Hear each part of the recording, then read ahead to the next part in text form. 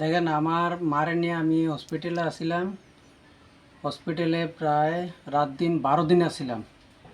12 দিন থাকার পরে আমার বাড়িতে এমনি দেখশন করার কোনো লোক নাই।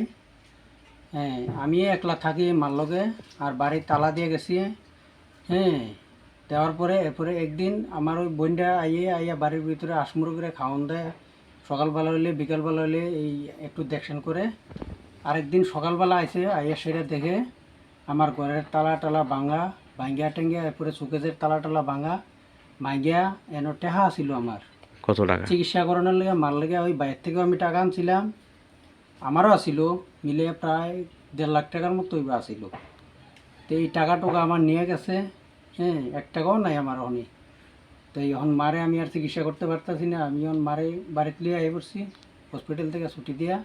ওই যে ওই তালা টালা ভাঙচুর দিয়ে আছে, এই তালা লুটপাট করছে দরকার নেই। লুটপাট করে সব কিছু নিয়ে গেছে, আমার কিচ্ছু নাই ওনে আমার।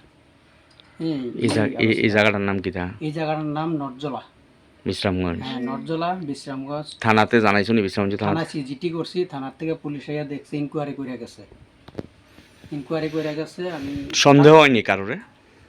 সন্দেহ হইলেও কি সন্দেহ করে মানুষের নাম আনতা যে আমি কইয়া আরো আমার শত্রুতা বাড়বো, আমি কারোর নাম কইতে চাই না।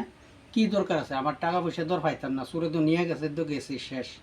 তো সন্দেহ করে আমি কইয়া মানুষের আরো পেরাশানি হইব, আমার আরো শত্রু বাড়বো, আমি কারোর নাম আর কইতে চাই না।